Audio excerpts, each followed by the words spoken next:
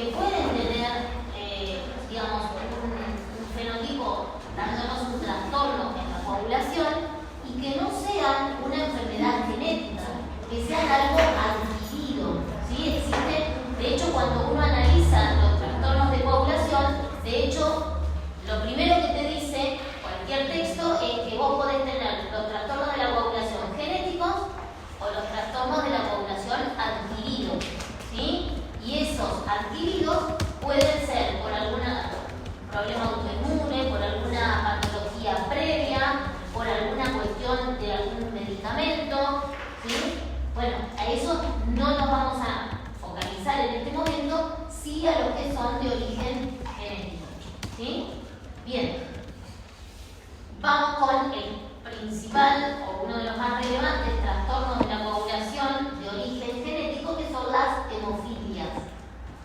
La hemofilia aparece, digamos, en el año 1700. Rabinos judíos se dan cuenta de que hay algunos niños varones que cuando le practican la circuncisión sangraban muchísimo, ¿sí? Y Judá, uno de estos rabinos, declara directamente como una ley que un niño que tuviese hermanos mayores con problemas de sangrado no tenía que ser circunciso. Y hasta otros, digamos, ya llegan al extremo de impedir que un niño, digamos, fuese circunciso porque las hermanas de la madre habían sangrado hasta morir. O sea, ya se venía percibiendo que había un problema que tenían algunas personas donde no podían controlar esa coagulación, o sea, ese sangrado excesivo, no lograban coagular. En el siglo XII, otro rabino, Maimónides, descubre que si los niños tenían hemofilia, eran las mamás las que lo transmitían. Entonces hizo una nueva ley determinando que si una madre tenía hijos con este problema de sangrado y ella se volvía a casar, ninguno de sus hijos descendientes varones debían ser circuncisos, ¿sí? Bien, ¿cuál era el problema de estos chicos?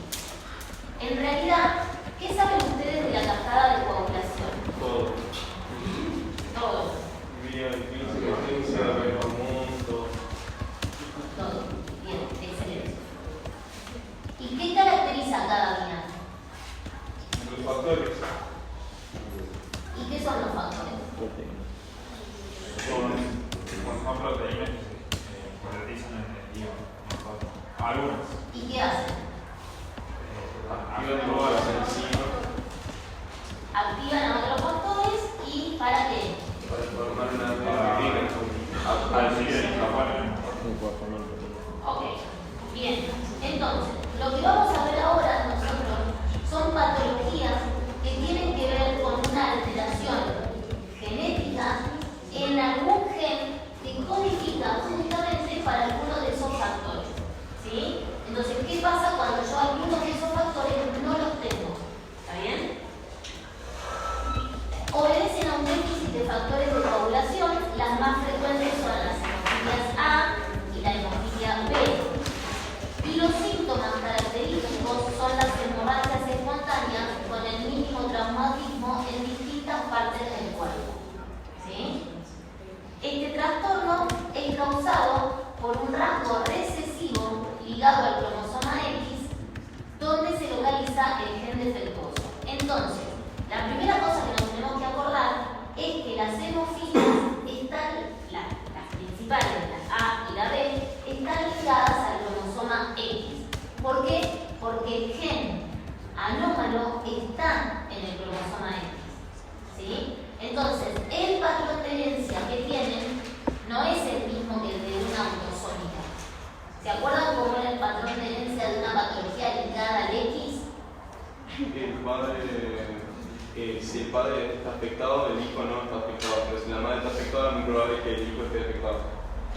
Si la madre está afectada, ¿se afecta a la mamá? Es portadora, siendo la mamá portadora por ahí, el hijo puede estar afectado.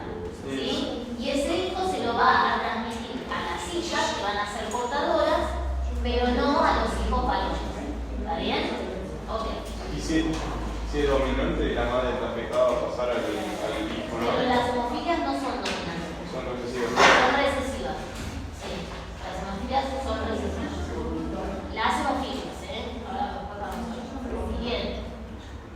Entonces, hombre sano y mujer portadora, entonces tiene chance de generar un hijo hemofílico y una hija portadora. Si el hombre es el hemofílico y la mujer es sana, entonces todas las mujeres van a ser portadoras y los hijos van a estar sanos.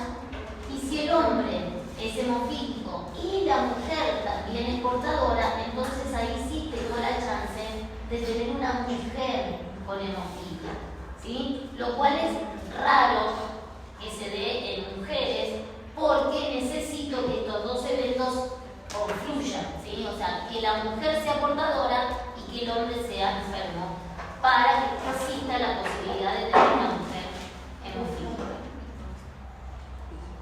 Bien, ¿cómo los clasifico a estos trastornos? De acuerdo a distintos criterios. En general, si hago referencia a el factor que está en déficit, o sea, el factor que necesito para la coagulación y que no lo tengo, se clasifican en hemofilia A, déficit del factor 8, hemofilia B, déficit del factor 9, o hemofilia C, déficit del factor 11. ¿Sí? Son distintos factores que ahora vamos a ver a qué guía y qué hace cada uno.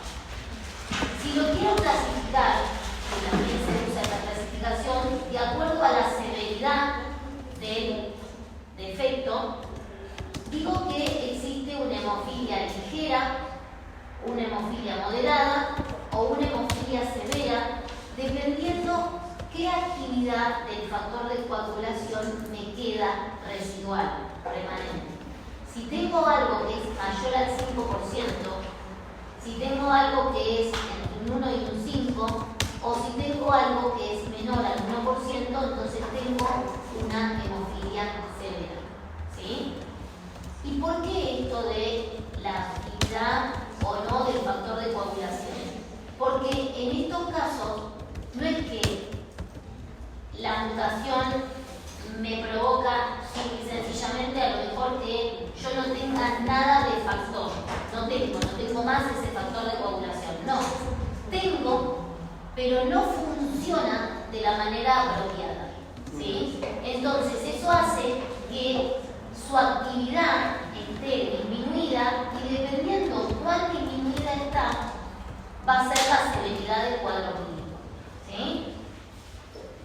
Y después, según el patrón de herencia, podemos decir que las hemofilias A y B son recesivas ligadas al sexo, o sea, recesivas ligadas al X, mientras que la hemofilia C es autosómica recesiva. O sea, tiene un patrón de herencia distinto. ¿Por qué? Porque el gen del factor 11 de coagulación, que es el que causa la hemofilia C, no está en el cromosoma X, está en un autosoma. ¿Sí? Bien. ¿Hasta ahí vamos bien? Sí. Perfecto. Bien. Esto entonces ya lo saben, ¿sí? Cuando nosotros tenemos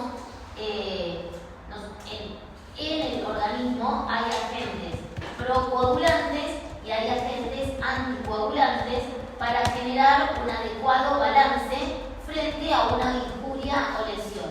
Si yo me lastimo, mi cuerpo tiene que poder ser capaz de resolver ese problema para que en unos minutos yo deje de sangrar. ¿Sí?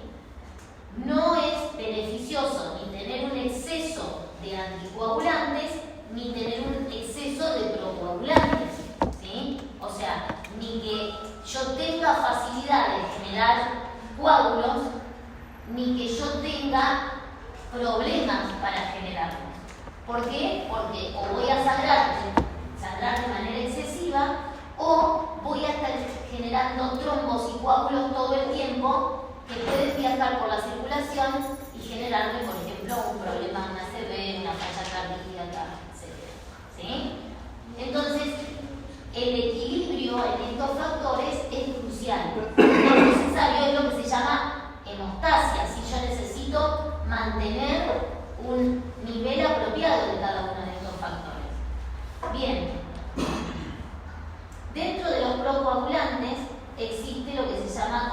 vía intrínseca y la vía extrínseca. ¿Cuándo se activa cada una? Cuando tenés un doble arterial. ¿Cuándo se activa? ¿Cuál se activa? Extrínseca. ¿Y la intrínseca cuándo se activa? Con la activación extrínseca hay como una señalización y ahí recién empieza. La intrínseca. Por lo que comprendo, en la extrínseca tenés factores de von Willebrand en contacto ahí y pasa sangre, no tenés nada de anticoagulante, se conecta el factor de von Willebrand con el factor 7 y empieza toda la cascada que es extrínseca. Ahora lo vamos a ver bien, pero sí, muy bien, fantástico. Entonces, dentro de la vía intrínseca existen distintos tipos de factores. Entre ellos tenemos el factor 9, que yo recién les mencioné, que cuando hay una alteración en el gen que codifica para el factor 9 de coagulación, es cuando tenemos la hemofilia B, ¿sí? Este factor 9 se tiene que activar y una vez que está activado el factor 9, este factor, conjuntamente con la activación del factor 7 de coagulación, lo que provoca es la activación del factor 10, ¿sí? Es como el punto en donde confluyen una vía y la otra. Y para eso, para que se genere esta activación, tiene que estar activo el factor 8 de coagulación, ¿sí? Que es el que sintetiza el gen que está en el cromosoma X que provoca la hemofilia A. ¿Está bien? Perfecto. Una vez que todo esto ocurre y el factor 10 está activado, entonces se desencadena el pasaje de protrombina a trombina, ¿sí? Esta trombina activa el fibrinógeno que pasa a fibrina y la fibrina al coágulo, ¿sí? Y entonces ahí tengo el tapón que necesito para dejar de sangrar, básicamente. Justamente las personas que tienen afectado este factor o este factor es lo que estamos viendo, que al tener un déficit genético en la síntesis de estos factores, este sistema no funciona de manera correcta y estas personas sangran en exceso, ¿sí? Frente a una lesión no logran controlar el sangrado. Bien.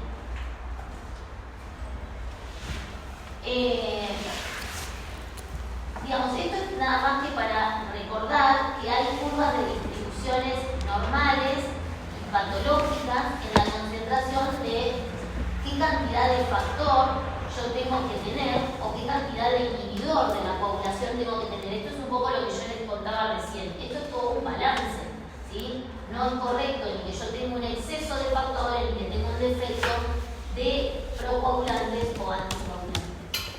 Entonces, esta es la curvita normal, digamos, saludable de factores, y cuando tengo personas con hemofilia, tengo la curva desplazada porque tengo déficit de alguno de esos factores.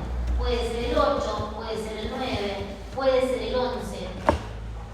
Ya vamos a ver después que también podemos tener anómalo el factor de von Willebrand, que es otra patología que de hecho es la más frecuente en los problemas de coagulación, ¿sí? Y por el otro lado, si tengo lo que se conocen como trombofilias, ¿sí? Las personas que a la inversa generan trombos con mayor frecuencia, entonces es porque estoy parada en este otro extremo y lo que tengo es los factores procoagulantes en exceso, ¿sí? O una alteración que me genere algún exceso de estos factores. Bien. La hemofilia A puntualmente es la deficiencia del factor 8 de coagulación y este gen está en el cromosoma X. Es un gen bastante grande, tiene unas 186 kilobases y tiene 26 exones. Por eso, hasta el momento, aproximadamente hay como más de 1.300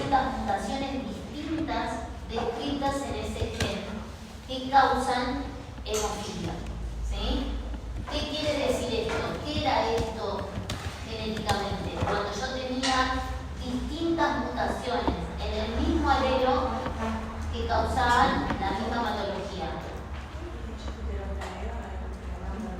Heterogeneidad alélica, ¿sí? Bien.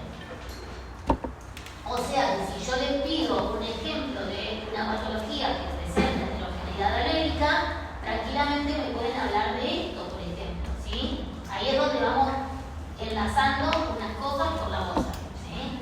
Entonces, ¿por qué? Porque en realidad yo puedo tener un montón de pacientes adentro de una habitación, todos presentando hemofilia, y a lo mejor que no todos tengan exactamente la misma mutación. Sí tienen el mismo gen mutado, pero no necesariamente tienen la misma mutación. ¿Y eso qué va a causar a nivel fenotípico? Que no todos van a pasar igual. Exacto, ¿por qué? Porque en algunos casos la mutación va a ser que no tengas casi nada de factor, en otros casos va a ser que tengas un poco más, en otros casos que no funcione tanto, en otros casos, o sea, porque cada mutación altera algo diferente en el gen, ¿sí? No siempre se altera exactamente lo mismo, ¿está bien? Entonces eso va a generar que por eso tengamos pacientes con una hemofilia leve, otra moderada u otra severa, ¿sí? Que es lo que nosotros vemos fenotípicamente, ¿sí? Pero la explicación genética es esa, que no todos tienen exactamente la misma mutación, ¿sí? Bien. Bueno, entonces, esto es nada más que para recordar que todos los factores de coagulación juntos, lo que hace una vez que se produce una lesión o herida es que se activan las cascadas de coagulación, se forma el tapón de fibrina y se tiene que obstruir la lesión. Cuando alguno de estos factores está en déficit, ya sea funcional o por cantidad, un déficit de cantidad, entonces el sistema de coagulación no se activa de manera correcta y por eso tengo un sangrado excesivo, ¿sí? Bien, la hemofilia tipo B, o también llamada enfermedad de Christmas, ¿sí? Es un trastorno también de la coagulación, pero en este caso está causado por un déficit en el factor 9 de coagulación. Este gen también se localiza en el brazo largo del cromosoma X, ¿dónde? ¿Dónde? La banda 1 de la banda 7 de la región 2. Muy bien. Ya está aprobado. Ya está bien. No necesito. Lo que dice ahí, porque ven que dice rayita y está Q27.2, es que está entre la subbanda 2 y la subbanda 1 de la banda 7 de la región 2 del brazo largo del cromosoma X. Bien, ahí está el gen. Este gen es mucho más chiquitito, ¿sí? Tiene 34 kilodalton, tiene solo 8 exones. Sin embargo, hay más de 900 mutaciones descritas de este gen. Un montón, ¿sí? Bien. También tiene un sangrado, en este caso más importante. Los casos leves de esta patología pueden pasar inadvertidos hasta cuando la persona es más grande y presente a lo mejor un sangrado excesivo frente a una cirugía o a un trauma. O sea, muchas de estas patologías uno no sabe de chiquito a veces, cuando los nenes todavía son chiquitos, que tienen esta enfermedad. Y si a lo mejor el nene nunca tuvo algún corte o algo grande, ¿sí? No te enterás hasta que eso ocurre, porque recién se manifiestan en esa situación, ¿sí? A veces no se manifiestan antes, ¿está bien? ¿Cuándo son leves? Cuando el paciente tiene una hemofilia severa, sí lo manifiesta tempranamente. Pero cuando es leve, puede ser que pase totalmente inadvertido, hasta que a lo mejor llega a una situación de una cirugía y recién ahí se dan cuenta que no está coagulando como mejor. Bien. factores de riesgo son justamente antecedentes familiares de hemofilia y ser del sexo masculino por el tema de estar localizado en el cromosoma X. ¿Sí? Bien. Los grados de severidad de esta patología tienen que ver con el sangrado abundante o no. Entonces, cuando yo hablo de hemofilia leve, es porque el nivel de los factores 8 y 9 va entre un 5 y un 40%. En ese caso yo hablo de una hemofilia leve. ¿Sí? ¿Por qué? Porque yo todavía, a pesar de la situación, tengo funcional ese porcentaje de estos factores. Entonces, no tengo una gravedad en la situación. Hablo de hemofilia moderada cuando los factores 8 y 9 están entre un 1 y un 5%, o sea, ya ahí el déficit es importante. Y hablo de una hemofilia severa cuando tengo menos de un 1% de estos factores. ¿Sí? Acá lo que tienen es una tablita, nada más que para ver que si lo que me falta es el factor 8 y el 9 lo tengo, igualmente al faltarme mucho tengo una hemorragia grave, y si me falta el 8, digamos el factor 9 y el 8 lo tengo, también. ¿Sí? O sea, el cuadro clínico es el mismo, no se logran compensar estos factores, ¿sí? Porque cada uno hace una cosa diferente, ¿está bien? Entonces, depende de la cantidad de cada uno que yo tenga. Bien.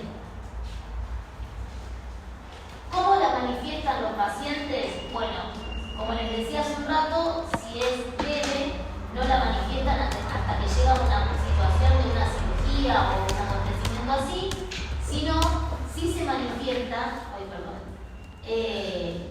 con hemorragias, ¿sí?, internas recurrentes por, digamos, de tipo artríticas en los huesos, en los músculos, ¿sí? Dolor por hemorragias en los músculos o en las articulaciones, y los pacientes empiezan a tener este tipo de deformaciones, ¿sí? Que se llaman hemoartritis, creo, cuando tienen así hinchadas las rodillas o los codos o demás por este sangrado intraarticular. ¿Sí? Es muy doloroso y obviamente eso sí afecta la calidad de vida. Si no, en general, si una persona tiene una hemofilia leve, salvo los cuidados pertinentes de ser a lo mejor más precavido y de avisar aparte a la familia, ¿no? Básicamente, de que estén atentos de que si a él le pasa algo, todos sepan que es una persona que tiene problemas de coagulación, no pasa más allá de eso, ¿sí? Cuando la hemofilia es severa, sí. Bien. La frecuencia de estas patologías, la hemofilia A es mucho más frecuente que la B y afecta a uno de 5.000 a 10.000 y la B a uno de 30 a 50 recién nacidos. En el 80% de los casos, cuando una persona tiene hemofilia, la que tiene es hemofilia A, o sea, el déficit del factor 8 de coagulación. En el 20% de los casos tiene la B. Y también hay mutaciones espontáneas en un tercio de los pacientes. ¿Eso qué quiere decir? Que yo puedo tener a una persona con hemofilia y que no venga de ninguna afectada, ¿sí? Porque sí tiene un alto índice de mutación espontánea de novo el gen. O sea, una mutación que surgió en mí. Se mutó mi gen, ¿sí? Y yo tengo hemofilia. ¿La voy a transmitir? Sí, claro. ¿Mis papás tienen hemofilia? No la tienen, porque la mutación surgió en mí. Entonces, eso no es tan común en la mayoría de las patologías genéticas. Siempre hablamos de que uno espera ver algún ancestro afectado, pero cuando el gen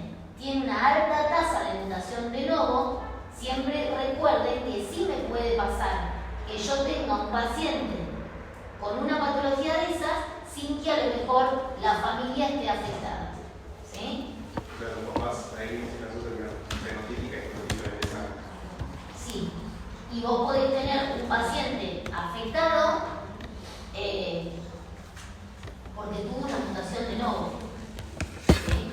O sea, esto pasa en estos genes, no en cualquiera, pero en estos genes que tienen un alto índice de mutación de novo, sí, te puede pasar. ¿Sí? Que no necesariamente siempre vas a encontrar un afectado.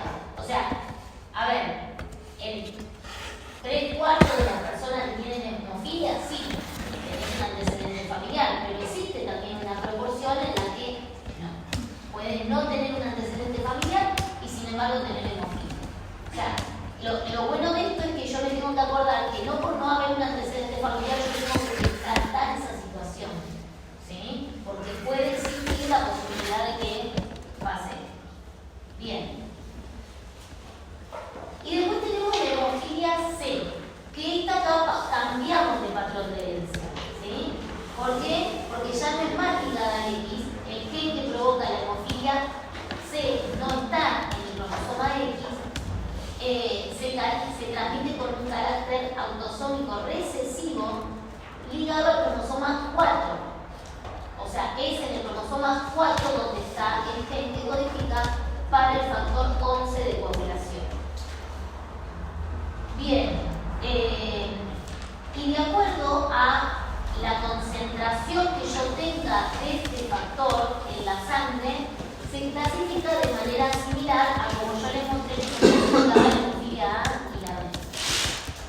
La mayoría de las personas no tienen síntomas y tampoco tienen hemorragias en articulaciones y músculos, y la hemorragia prolongada usualmente ocurre solamente después de una lesión o cirugía. Esta es mucho más común en judíos askenazí. ¿Por qué? Porque los judíos askenazí son esta población muy cerrada que no permiten el casamiento con otra religión, y como el gen está establecido en la población, hay muchos casos de consanguinidad.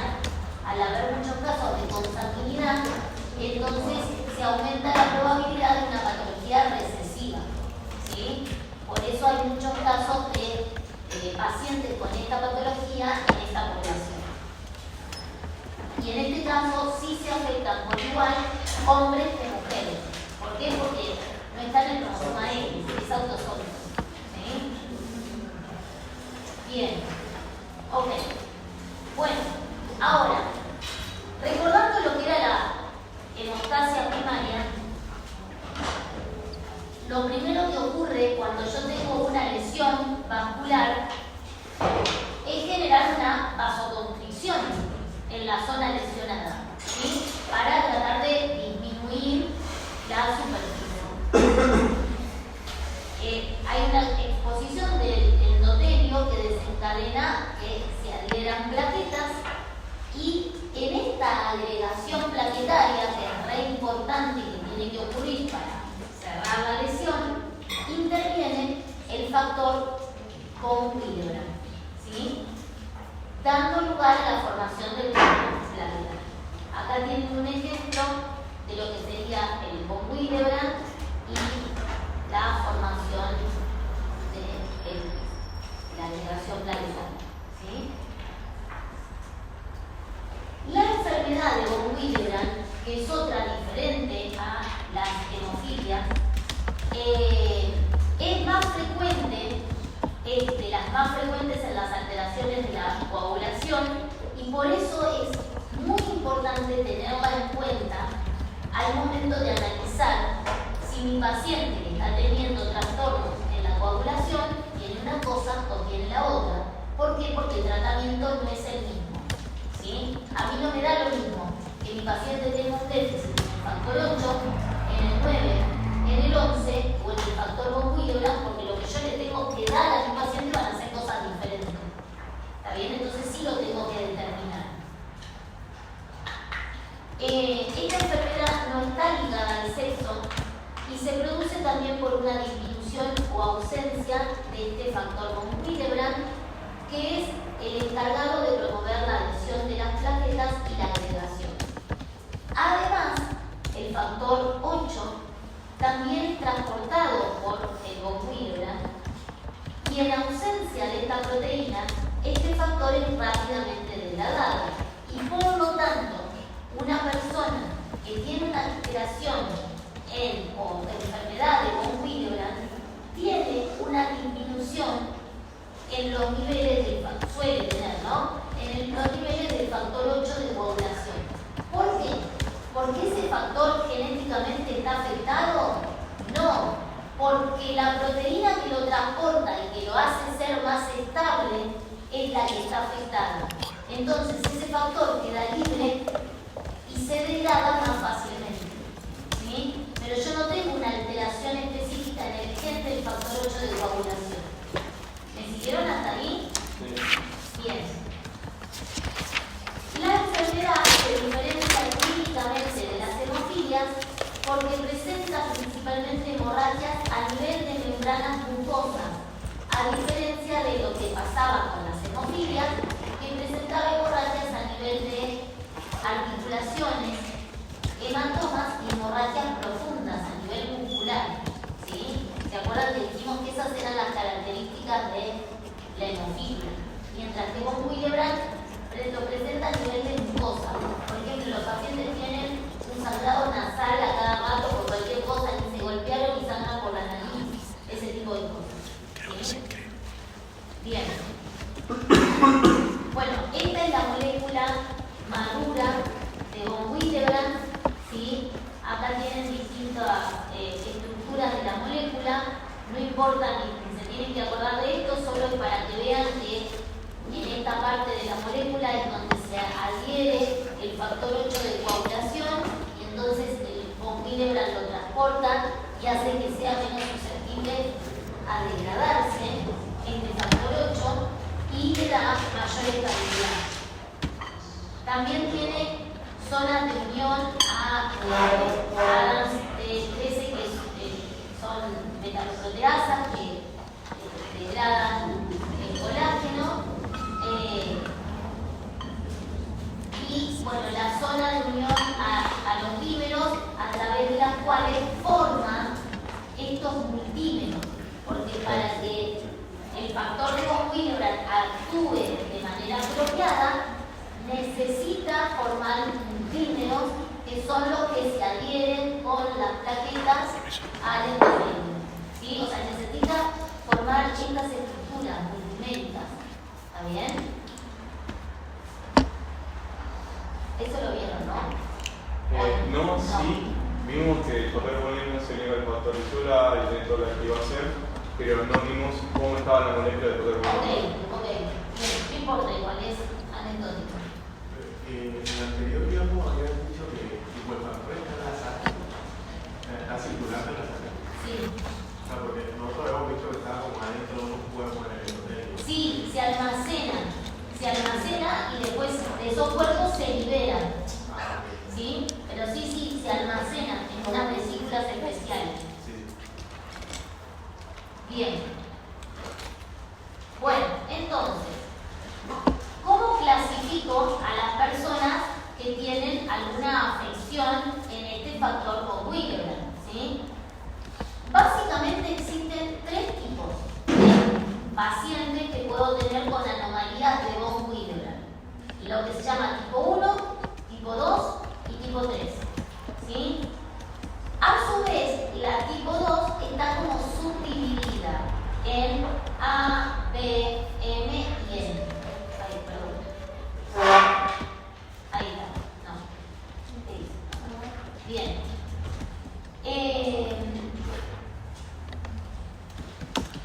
¿Por qué me interesa específicamente cuando yo tengo un paciente de que sospecho que tiene von Willebrand, caracterizar y saber si tiene la 1, si tiene la 2 o si tiene la 3?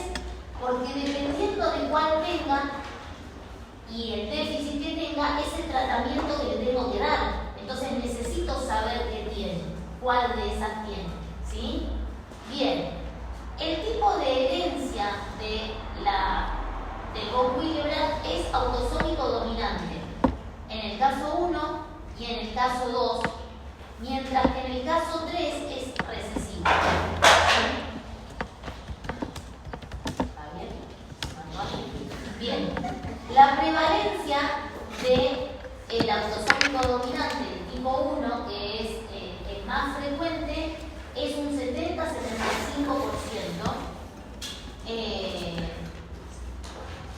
Cuando voy a hacer el diagnóstico, ¿sí? En este caso no tengo afectado, digamos, ni el factor 8 de ninguno de estos. Sí tengo afectado el factor de von Willebrand, ¿sí? Pero siempre analizo también los niveles del factor 8, por esto que yo les cuento, que como el factor de von Willebrand estabiliza al factor 8, en algunos casos tengo déficit también del factor 8 de coagulación. La prevalencia en la población es alta, es de un 1%. Quiere decir que 1 de cada 100 personas tiene esta patología, ¿sí? En algunos casos ni sabe por ahí, porque la enfermedad puede ser, o sea, la sintomática es menos frecuente, más o menos un 0,11% en estudios de atención primaria. ¿Qué quiere decir esto? Que 1 de cada 1000 más o menos tiene esta patología, pero igual es alto, 1 de cada 1000 es muy alto, ¿sí? Es mucho más prevalente que las hemofilias, la alteración en von Willebrand. Puede existir, cuando los pacientes tienen este tipo de patología, dos situaciones: que tenga un trastorno cuantitativo, o sea, cantidad de factor, o cualitativo, calidad del factor von Willebrand, ¿sí? Afectada esas dos cosas, o la cantidad o la calidad del factor. ¿En qué me va a repercutir? En una yo voy a tener menos factor, en la otra ese factor no va a estar disminuido, pero no va a funcionar como corresponde. Eso es básicamente, ¿sí? Yo me quedé en la parte del factor de von Willebrand en la sangre. ¿Dónde se produce? ¿Por qué se libera? Se almacena en unas vesículas y se libera frente a una cúlula, básicamente. Claro. ¿Sí? Bien. Entonces, esta proteína multimérica que se sintetiza en los megacariocitos y en células endoteliales cumple básicamente dos funciones. Una es promover la adhesión y la agregación plaquetaria, y la otra es actuar como transportador del factor 8, estabilizándolo y prolongando su vida media, ¿sí? Por eso, en general, cuando se analiza si yo sospecho del paciente que tiene von Willebrand, además de analizar el factor von Willebrand, analizo la concentración del factor 8, porque quiero saber si está afectado también o no, ¿sí? Bien. La de tipo 1 presenta una disminución leve o moderada del factor von Willebrand y más o menos es la que es más prevalente, entre un 65 a 80%. La de tipo 2, que es esa que se puede subdividir en A, B, M, N, varios casos, el factor von Willebrand es funcionalmente anormal, ¿sí? O sea, no es que baja la cantidad, sino que no funciona correctamente, y es la que se presenta entre un 20 y 35% de los casos.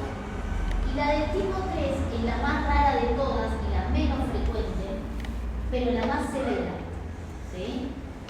Esa afecta a 1 por millón de habitantes, y en esa, además de tener déficit del factor von Willebrand, tengo déficit del factor 8 de coagulación, y por eso es mucho más severa. El gen que codifica para este factor está localizado en el brazo corto del cromosoma 12 y está formado por 52 exones, donde la principal foco, digamos, de afección de este gen es en el exón 28, ¿sí? Que codifica justamente los sitios más esenciales en la función del factor von Willebrand, y es la región que más presenta mutaciones, ¿sí? Se codifica la síntesis de un prepro factor grande de 2813 aminoácidos, y esta proteína va sufriendo modificaciones. No sé si eso lo vieron, ¿sí? O sea, esta proteína se sintetiza, pasa por el retículo endoplasmático, pasa por el aparato de Golgi y recién ahí después se va a almacenar. O sea, sufre un montón de modificaciones, ¿sí? Post-traduccionales. Y el propéptido se libera y da lugar recién ahí al péptido maduro. Y tanto el propéptido como el péptido maduro están liberados al plasma en una concentración 1 a 1, ¿sí? Pero bueno, se liberan obviamente cuando se necesita, no es que andan todo el tiempo circulando.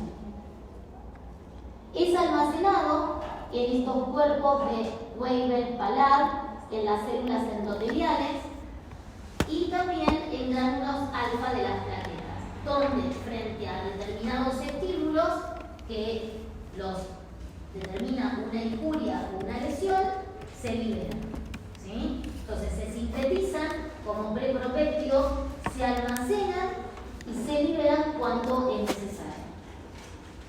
Una persona puede tener la suerte de presentar los dos tipos, la autosómica y la sexual.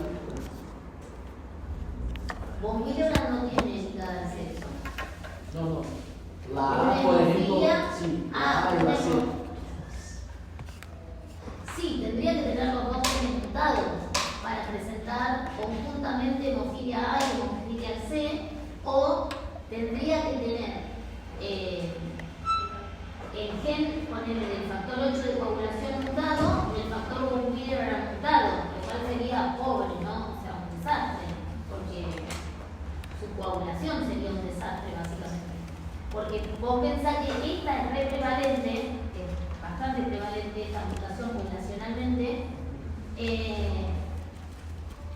pero no suele estar acompañada con un déficit pronunciado del factor 8 de coagulación. O sea, baja un poquito los niveles, pero no ausencia del factor 8 de coagulación. Si encima lo tenés mutado, claro, tenés un chino para regular la homeostasia de ese paciente. ¿Sí? Vos podés suplementar al paciente con el factor de coagulación, pero eso dura un par de horas, no mucho más. Bien, entonces acá les dejo como un cuadrito de los tres tipos de von Willebrand 1, 2 y 3.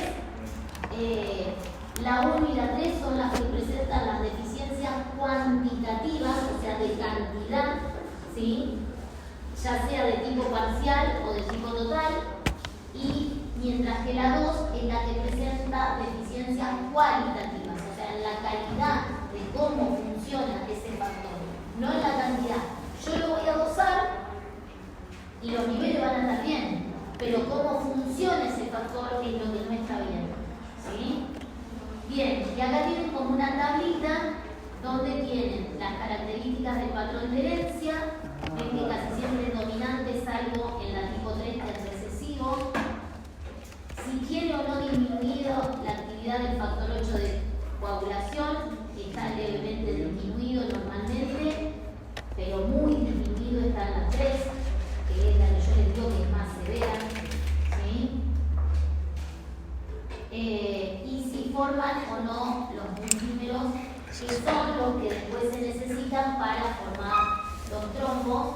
En este caso los multímeros son normales, y acá están ausentes, por ejemplo, directamente, ¿sí? Pero acá está bien que estén normales porque en realidad la cantidad disminuye, pero poco. O sea, hay una disminución del factor, pero no tanto. Cuando decís multímetro, decís el compuesto del von Willebrand o los factores. No, digo esto. Estos agregados. Estos multímeros que son justamente, mirá, los que no funcionan como una unidad solita, el factor de von Willebrand necesita estar formando multímeros para acoplarse, ¿sí? Bien. ¿Cómo se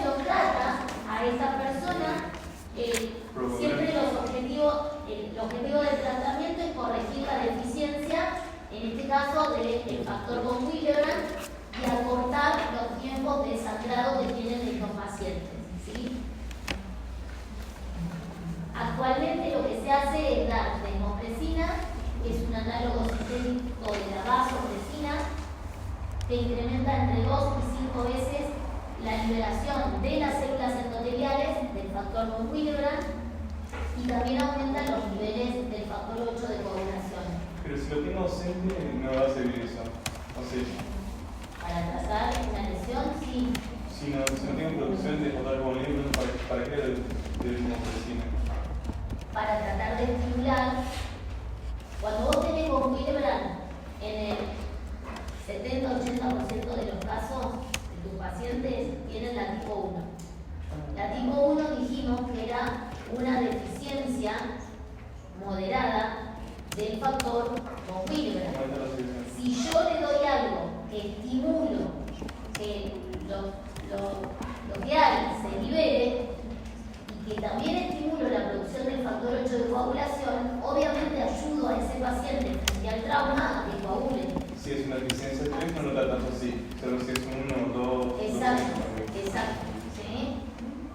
Y también existe lo que se llama terapia sustitutiva, es que a los pacientes que no responden a la desmopresina, por ejemplo, por tener un von Willebrand tipo 3 o un 2D, se los puede tratar con concentrados de factor 8 que contiene también von Willebrand, pero con un virus inactivado. O sea, dirijo un virus específicamente que sobreexprese estos factores para que el paciente tenga mayores niveles en su cuerpo.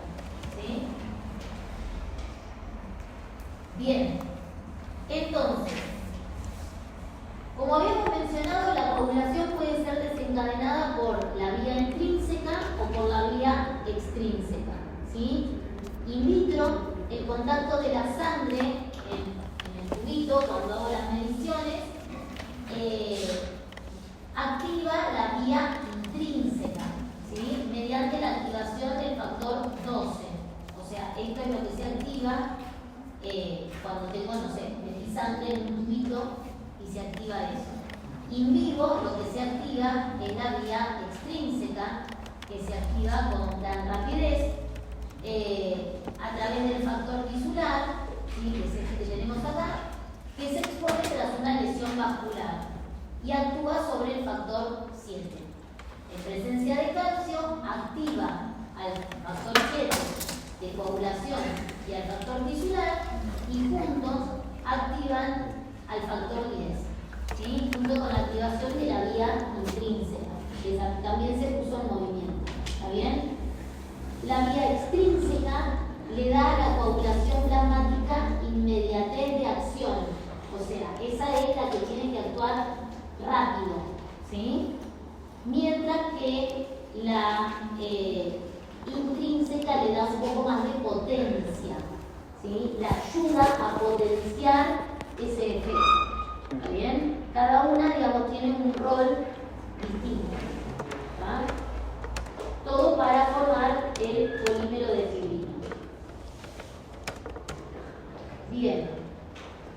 Entonces, cuando yo quiero estudiar estas cosas, ¿qué necesito analizar?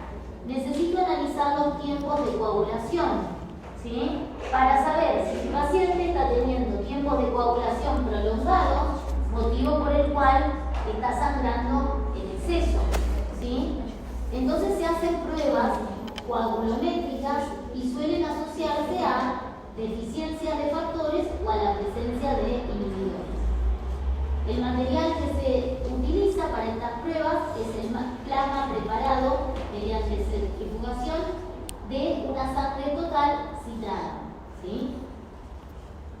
Bueno, ¿cuáles son las principales pruebas? El tiempo de protrombina y el tiempo de tromboplastina parcial activada, ¿sí? O APTT. Estas pruebas lo que hacen es medir cuánto tarda, cuánto se requiere el plasma para coagularse después de que se inició esta vía extrínseca, ¿sí? O la vía intrínseca. Bien, entonces, desencadena la vía intrínseca. Acá tengo una lesión tisular, me desencadena la aparición del factor tisular, la activación del factor 7 de coagulación, y eso impacta sobre el factor 9 y el factor 1000.